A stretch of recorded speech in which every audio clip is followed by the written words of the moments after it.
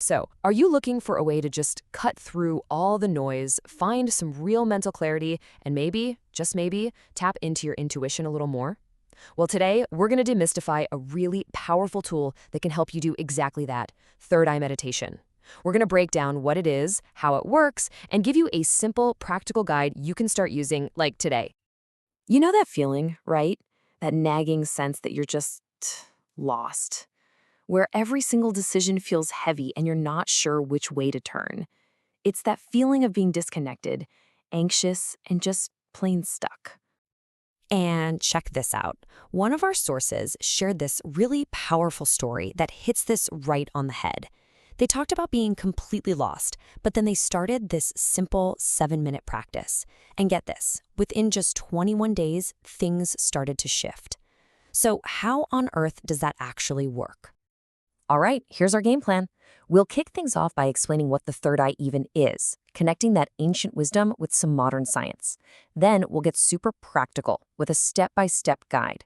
We'll also dive into what you might feel and see, and finally, we'll talk about why patience is key and what the real payoff is. First up, what in the world is this third eye that we hear so much about? Is it some purely spiritual, mystical thing, or is there actually a scientific connection? Let's break it down because the answer is, well, it's both.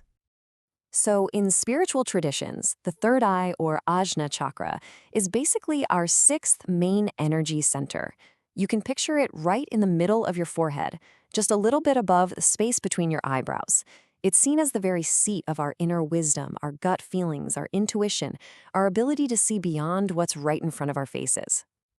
And here's where it gets really fascinating. Thousands of years ago, yogis pointed to this exact spot as a spiritual hub.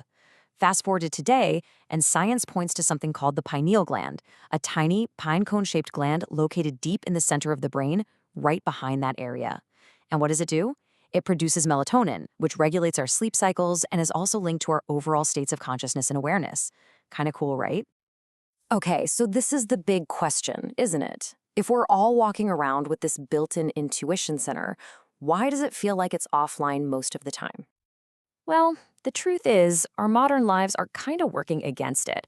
We're taught to rely on pure logic for everything, which can drown out that quieter gut feeling. Nonstop stress and anxiety create so much mental static that our inner voice just can't get a word in. And yeah, all that screen time keeps us focused outward, totally disconnected from what's going on inside. But the good news? We can gently wake it back up. So how do we actually start clearing out all that static? Let's get into a really practical, no-nonsense routine. This isn't some complicated, mysterious ritual. It's a simple, grounded practice you can fit into your day. First things first, a little prep goes a long way. Find a quiet spot where you won't be bugged, and try to use the same spot every day to kind of build up the energy there. The best times are super early in the morning or around sunset, when your mind is just naturally a bit quieter. Oh, and try not to do it right after a huge meal. Sit comfortably, but make sure your spine is straight. That's really important for energy flow. And of course, the most crucial step, put your phone on silent. You can also use what are called mudras, or specific hand positions, to help you focus. For instance, there's the Dhyana mudra, with your right hand resting over your left, which is said to help channel your energy. Or a really common one is the Gyan mudra, where your thumb and index finger touch. Just pick whichever one feels right for you. No pressure. Okay, the actual practice is incredibly simple. You just start by closing your eyes and watching your breath for a minute to settle your mind. Then, gently shift your full attention to that spot between your eyebrows. Don't strain your eyes, just rest your awareness there. If it helps, you can visualize a soft, glowing indigo light. Stay with that for about 7 minutes. When the time's up, gently bring your awareness back into your body before you open your eyes. That's it. All right, so you're trying the practice. What are you supposed to actually feel? This is a big one because knowing what to expect and what not to expect can help you stick with it. It's super common to start feeling little physical sensations right where you're focusing.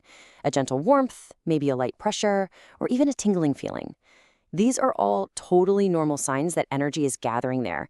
So if you feel it, don't freak out, just notice it. Visually, you might start to see things behind your closed eyelids, maybe some swirls of color, cool geometric shapes, or just shifting patterns of light. Again, the trick is to just watch it all happen without trying to make anything happen. Now, and this is probably the most important part, you might see absolutely nothing at all, just a quiet, peaceful darkness. And that is not a sign that you're failing. In fact, just experiencing that inner stillness, that void, is an incredibly powerful meditation in its own right. I love how one of our sources puts it, the void of everything is the experience itself. The whole point isn't to force some crazy, spectacular vision. It's just to sit in total acceptance of whatever is happening in the moment, whether that's a whole light show or beautiful empty quiet. Okay, but what if your mind is just all over the place? We've all been there. It's totally normal. If you find your thoughts are constantly pulling you away, a mantra can be an absolute lifesaver. It gives your busy mind something to hold on to. Here's a really beautiful one you can use. As you're focusing on that spot, you can just gently repeat, either out loud or in your head, I trust the mystical unfolding of my life. This does two things. It helps you focus, and it reinforces this feeling of peace and surrender. And that brings us to our final, and maybe most important part of all this, the long game. This isn't a quick fix, right? It's a practice. So let's talk about what to avoid and what you can actually realistically expect. So let's be real about a few common traps. First, don't go into this expecting some overnight miracle. Second, please don't try to force anything to happen. Straining and trying too hard is actually the opposite of what you want to be doing. And third, the biggest mistake of all is inconsistency. Doing a little bit every single day is way, way more powerful than doing a long session just once a week. The results tend to kind of sneak up on you over time. In the first week, you'll probably just notice you're sleeping better and feel a bit more relaxed. By week 2 or 3, you might start having more vivid dreams or noticing these tiny little intuitive nudges. After a couple of months of sticking with it, you'll likely feel a real shift. Making decisions just gets easier.